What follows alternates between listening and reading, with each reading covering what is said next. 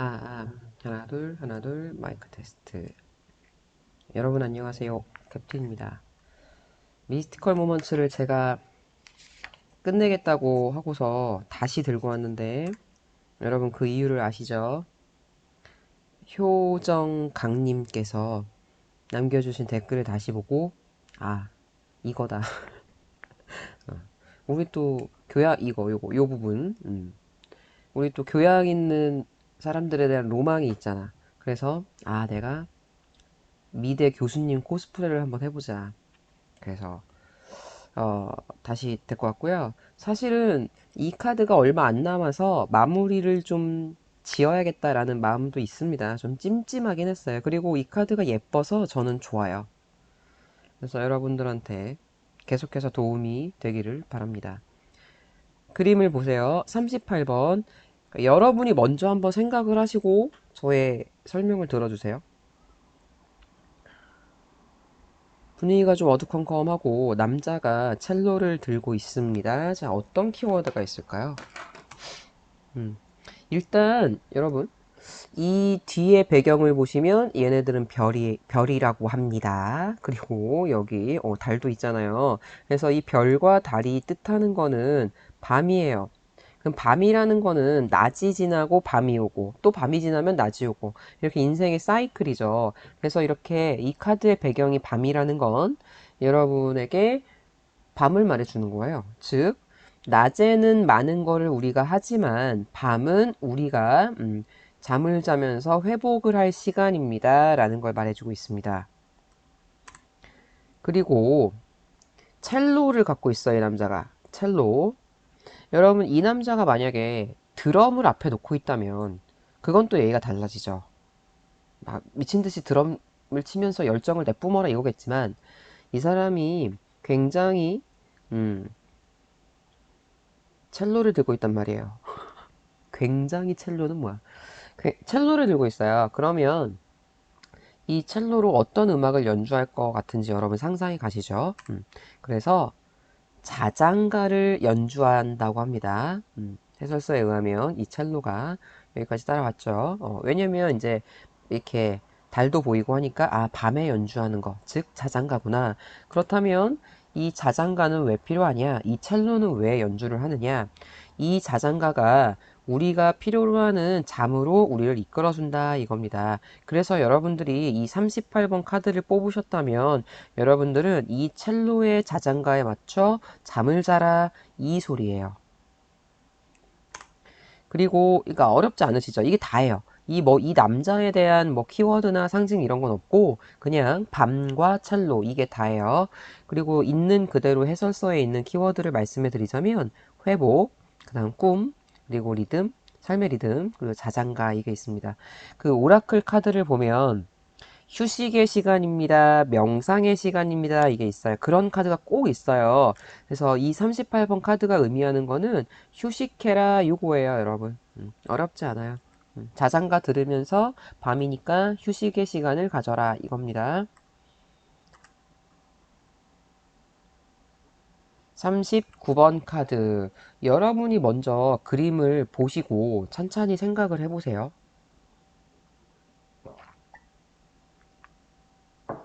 가장 먼저 보이는 게 그러니까 이 여자 죄송합니다. 이 여자하고 어깨 위에 성이죠. 그러면 이 그림에서 여러분 어깨 위에 있는 큰 성이 보여야 돼요. 근데 이 성이 의미하는 게 뭐냐? 여인의 영혼입니다. 그것까지 되셨죠? 어깨 위에 이렇게 성이 있는데 이거는 여인의 영혼이야. 근데 그 영혼을 좀 더 구체적으로 말씀을 드리자면 이 여자애가 갖고 있는 어떤 기억들, 경험이죠. 아니면 이 여자애가 갖고 있는 자기의 생각, 아니면 주관, 자기의 철학 이런 거, 아니면 이 여자가 갖고 있는 지식들, 아니면 그동안 느껴왔던 감정들이 모여 있는 곳이다 이랬어요. 맞죠, 여러분? 이 성 하나하나가 여인의 추억, 그 다음 지식, 경험, 이런 걸 말하고 있는 거라고 합니다. 여기까지 됐어요. 그러면 이 성이 하나가 있지 않고 이렇게 여러 개가 있잖아요. 여기서도 의미가 하나 있다고 합니다. 성이 한 개만 있는 게 아니라 여러 개가 있어요. 그럼 여러분 느낌 오시죠? 이 여자가 하나의 경험만 쌓은 게 아니라 여러 개의 경험을 그동안 쌓아왔구나. 즉, 이 여자애가 계속 자라고 있고 성장하고 있구나. 이걸 알 수 있습니다. 만약에 이 여인이 더 이상 성숙하지 않고 성장을 안 했다면 성은 하나만 있겠죠. 그렇지만 얘가 계속 새로운 경험을 하고 새로 지식을 쌓고 그게 성으로 이루어지기 때문에 나중에 이 여자애가 할머니가 되었을 때쯤에는 이 성이 한 우주를 뚫고 나가지 않겠습니까? 계속 쌓이겠죠? 이렇게 계속 쌓이고 이런 식으로. 여러분 이해가 되셨죠? 계속 성장하는 걸 의미합니다. 성이 여러 개가 있다는 건. 그러면 여기서 이 여자애가 더 나이가 들면 이 성은 더 많고 더 튼튼해지고 그만큼 이 여자아이의 주관이나 어떤 성격은 더 확실해진다. 개성이 뚜렷해진다. 여기까지 갈 수 있을 것 같아요. 그리고 굳이 이 여자의 경험을 성으로 표현했어요. 그럼 성의 가장 큰 특징은 뭐냐면 성벽이 둘러싸고 있다는 겁니다. 여러분 옛날에는 이렇게 성이 있으면 아이씨 뭐야 이렇게 성을 둘러쌌다고 갖고 여기에 이제 그 성의 주인이 있고 성주가 있고 그 다음에 여기에 이제 농노들이 이렇게 살았죠. 봉건 시대. 자, 성벽이 둘러싸고 있어요. 근데 이 성벽에 굉장히 상징이 좀 많이 있습니다. 뭘까요? 성벽이 보호를 하고 있다는 거는 안전하다는 거잖아요. 그래서 이 여인이 쌓은 성을 이렇게 자기가 성으로서 그 지식을 갖고 있다는 건 이 성이 고통에서 이 여인을 보호할 수 있는 능력이 있다 이거예요. 왜냐면 그만큼 경험을 많이 겪으면서 단단해지고 견고해졌잖아요, 이 사람이. 그래서 이제 어떤 고통이 오더라도 어느 정도 이 여자가 그동안 가졌던 경험이 좀 막아줄 거다. 이런 의미가 있고요. 이렇게 목소리가 갈리지? 그리고 성이 흔들거리지 않고 이렇게 많이 촘촘히 쌓였기 때문에 이 여자는 진정한 자아를 향해 갈 수 있는 여성의 바탕이 굉장히 튼튼한 겁니다. 그러니까 자기 주관이 굉장히 뚜렷하고 주장을 잘 내세울 수 있고 이런 사람이라는 거예요. 굉장히 똑 부러지는 그런 사람이다라는 말이에요. 성벽이. 성벽의 의미가. 만약에 이 여인의 어깨에 있는 게 성벽이 아니라 여러분 코스모스를 막 심어놨어. 그러면 이 여자의 성격이 어떨 것 같아요? 흔들거리는 약한 거죠. 아니면 이 성벽 대신에 선인장으로 막 그려놨어요. 그러면 되게 까칠한 사람이다. 이렇게 되는 거죠. 그치만 성벽으로 표현을 해놨다는 건 고통으로부터 굉장히 자신을 보호할 수 있는 능력이 있다. 그리고 튼튼하다. 응. 뭔가를 경험해 나갈 수 있는 기반이 얘는 안 흔들리고 튼튼하다. 이거를 나타내는 겁니다. 그리고 이 39번 카드의 전체적인 키워드는 해설서에 나온 걸 그대로 제가 말씀을 드리면 인생의 경험, 그리고 성장, 그리고 지식, 나이 들어감 이런 게 있고요. 만약에 그러니까 이 카드를 사람한테 이제 활용을 하실 거면 사람 성격 같으면 굉장히 지혜롭고 아는 게 많고 똑똑한 그런 사람을 나타낼 수 있고 얘가 만약에 조언으로 나왔다면 저 같으면 좀 더 경험을 쌓아라. 이렇게 볼 것 같아요. 경험을 더 쌓아야 된다. 더 배워야 된다. 아직 모자르다. 이런 느낌인 것 같고요. 왜냐면 조언이니까. 그리고 그 다음에 모르겠어요, 여러분들. 아니면 얘가 결과 카드에 나오면 큰 경험을 쌓을 것이다. 더 성장하는 계기가 될 것이다. 이런 식으로 확장을 해주시면 될 것 같습니다. 네. 40번 카드. 버섯이 딱 보이시죠? 버섯 위에 어떤 여자가 앉아있고 뭔가를 보고 있어요. 이거의 키워드는 뭘까요? 여러분 그림을 자세히 한 번만 관찰해 주세요. 그러면 더 기억에 남아요. 자, 우리 눈에 안 보이는 뭔가가 있더라고요. 해설서를 보니까. 자, 이 여인이 보고 있는 건 수평선에서 떠오르는 해입니다. 그림엔 안 보이죠? 그치만 제가 이렇게 그려드릴게요. 여기에 이렇게 해가 떠오르고 있대요. 이렇게. 해, 태양, 해야 떠라. 해가 떠오르고 있어요. 그러니까 키워드는 해를 보셔야 돼요. 해. 해가 의미하는 건 뭐예요, 여러분? 새로운 하루죠. 새로운 하루가 시작된다. 여기서 어떤 키워드가 나오냐면 어제의 걱정과 후회는 잊어라. 이렇게 나왔어요. 맞죠? 어제 밤은 잊어라. 새로운 태양이 떴으니까 새로운 시작을 해야지 계속 어제를 생각하고 있으면 안 된다. 이거 누가 말했어? 바람과 함께 사라지다 해서 비비안 리가 스칼렛이 말했잖아요. 그럼 얘는 스칼렛이라고 생각을 해야죠, 저는. 저는 얘를 스칼렛이라고. 내일은 내일의 태양이 뜨니까, 일단, 일단, 가서, 집에 가서 생각하겠어. 이러면서 끝나죠. 그래서 이 카드 40번, 우리 눈에는 안 보이지만 이 여자는 태양을 보고 있고요. 태양은 매일매일 새로 뜨고요. 어젯밤은 있고 새로운 하루를 시작해야 된다. 이런 키워드가 있습니다. 그리고 같은 말을 또 한 번 풀었었는데 과거가 당신의 발목을 잡게 하지 마라. 이거예요. 그러니까 이 카드가 딱 나왔으면 과거는 무조건 잊어. 무조건 새로 시작해. 이거예요. 새로 시작.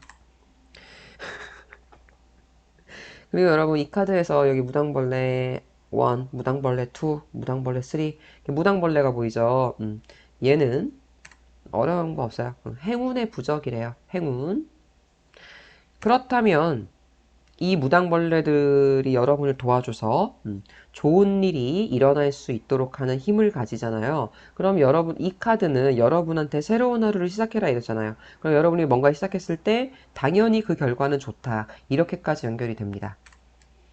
그리고 그 카드에 있는 그대로 키워드를 말씀드리자면 새로운 시작, 그리고 행운, 그리고 긍정적으로, 낙관적으로 생각하기 이런 좋은 키워드가 있습니다. 괜찮으시죠, 여러분? 안 어렵죠? 그러니까 버섯은 전혀 아무런 뜻이 없어요. 버섯을 굉장히 중요하게 봤는데, 심오하게 봤는데, 그 슈퍼마리오 보면 버섯 먹고 막 커지잖아 하고, 아, 서양에는 버섯이 뭔가 있구나. 아무것도 없습니다, 여러분. 버섯은 전혀 상관이 없고, 그냥 눈에 안 보이는 해와 무당벌레 3마리로 캡 긍정적인 뜻만 주세요. 어렵지 않으시죠? 다음 거. 41번. 그림을 보세요, 여러분. 하늘이겠고, 새가 집 안에 있고, 구름을 타고 날아가고 있어요. 이 카드 굉장히 철학적인 것 같아서 제가 설명을 잘 할 수 있으려나 모르겠습니다. 자, 먼저 하늘과 풍선이 보여요. 그죠? 여기 풍선이 있고 구름을 보아하니 이곳은 하늘입니다. 그러면 이 하늘과 풍선이 의미하는 상징은 여행이라고 해설서에 나와 있어요. 여행의 상징이에요. 근데 저는 이 여행을 도전 혹은 새로운 경험까지 키워드를 확장해야 될 것 같아요. 정말 이 여행이 말 그대로 짐 싸들고 비행기 타고 가는 그 여행이 아니에요, 여러분. 내 인생에 있어서 내가 좀 새로 도전해야 될 문제들, 아니면 그 과정들, 아니면 내가 겪어야 될 새로운 경험들, 이겁니다. 자, 그다음 이 그림 안에 집이 있어요. 집. 그럼 여러분, 집이라는 건 뭘 상징해요? 여러분, 집을 떠올리면 뭐가 생각나세요? 너무너무 편안하고 따뜻하고 좋잖아요. 그래서 이 집이라는 그림이 의미하고 있는 건 안식처, 그리고 보호, 안정, 이런 걸 상징하고 있습니다. 그러면 여러분, 이 1번과 2번은 서로 대립되는 관계가 돼요. 제가 여기서 도전이라는 키워드를 빼올게요. 여러분이 세상을 살면서 도전을 하셔야 되는데, 무섭죠? 무서운 거야. 그래서 이거와 상충되는 감정이 뭐냐면 안정, 보호 요거예요. 안 안정이라고 할까요, 여러분? 그러니까 도전을 분명히 하긴 해야 되는데 무서우니까 그냥 계속 집에 머무르고 싶다. 이 두 개의 감정이 충돌하는 겁니다. 예를 들어서 이제 유치원생이었는데 초등학교를 가야 돼. 그럼 얘는 얼마나 초등학교가 무서워요. 내가 해야 될 도전은 초등학교인데 얘는 무서워. 그냥 엄마 옆에 있고 싶어. 그래서 나를 안정시키게 해주는 건 엄마. 집에 있는 곰돌이. 막 이런 거예요. 그죠? 아니면, 뭐가 있을까요? 어, 여러분들이, 여러분들이 뭔가 도전을 해야 돼. 이렇게 할게요. 그냥 일단 이렇게만 설명을 할게요. 여러분 여기까지 이해가 되셨죠? 만약에 아니면 내가 외국으로 유학을 가야 돼. 유학을 가야 돼. 유학을 가면 얼마나 무서워. 말도 안 통하고, 물론 말이 통하니까 유학을 가겠지. 말도 안 통하고, 아는 사람도 없고, 얼마나 무서워요. 외롭고. 그래서 내 마음속에는 그냥 계속 집이 떠오르는 거야. 그냥 집에 있고 싶다. 뭐하러 내가 집 떠나와 이 개고생을 하는가. 이거예요. 이 두 가지 마음이 상충돼요. 그쵸? 그러면 그 다음 내용은 뭘까? 새가 있어요. 여러분, 이 새. 지금 이 새가 어디에 있어요, 여러분? 위에, 하늘에 있으면서 동시에 집 안에 있죠. 그렇다면 이 새는 1번과 2번에서 나올 수 있는 좋은 점을 다 갖고 있어요. 그러니까 얘는 여행도 하면서 집에도 있어. 그러니까 굉장히 편안하게 여행을 하는 거잖아요. 이건 정말 퍼펙트죠. 그래서 이 새가 의미하는 건 집을 잃지 않으면서도 먼 거리를 여행해요. 즉, 안정적인 마음을 갖고 너무너무 편안하면서 계속 도전을 해요. 그렇지만 여러분, 제가 방금 말씀드렸죠. 이 두 개가 동시에 일어날 수 있을까요? 그건 안 돼요, 여러분. 이거는 그림이니까 이게 가능한 거지. 이 세상에 새와 같은 상황이 나타날 수는 없다. 이겁니다. 여러분, 뭔가 도전을 하는데 그게 어떻게 편안하고 안정적입니까? 그렇게 생각하셔야 돼요. 그리고, 집을 잃지 않으면서 먼 거리를 여행한다라는 말이 뭐냐면, 이건 정말로 이 그림에서 느껴지는 내용인 거고, 속뜻을 보면, 아무런 걱정 없이 집을 잃지 않, 왜냐면 집 안에 있으니까, 아무 걱정 없이 새로운 경험을 할 수 있다. 먼 거리를 여행한다. 요거예요. 그렇지만 다시 한번 제가 말씀드려요. 불가능하다는 거죠. 그러니까 여러분은 음, 엄마를 데리고 초등학교에 갈 수 없잖아요. 엄마랑 같이 손 붙잡고 학교 가서 계속 공부할 수 없잖아요. 그리고 집을 정말로 싸매고 내가 유학 갈 수 없잖아요. 그럼 이거 어떻게 해야 돼? 나는 새 같을 수가 없단 말이에요. 그래서 이 카드에서는 마지막에 한마디로 던지는데 그게 뭐냐면 진정한 집이란 즉 당신을 마음을 편안하게 해주고 안정적으로 만들어주는 진정한 집은 당신의 마음이 있는 곳이다 이랬어요. 그러니까 여기서는 집이라는 물리적인 단어를 사용하였으나 그리고 여행이라는 정말 이 그림에서 보여지는 표현을 사용하였으나 여러분이 뭔가 도전을 할 때 되게 무섭죠. 그러나 여러분의 그 무서운 마음을 안정시킬 수 있는 집은 여러분의 마음에 있다. 즉, 여러분이 뭔가에 도전을 할 때 여러분 마음가짐에 달려 있다. 이렇게 저는 해석을 합니다. 네. 여러분의 마음을 안정시킬 수 있는 그 집은 여러분의 마음에 있다. 여러분이 믿는 곳이 여러분의 집이니까. 이렇게 저는 해석을 했습니다.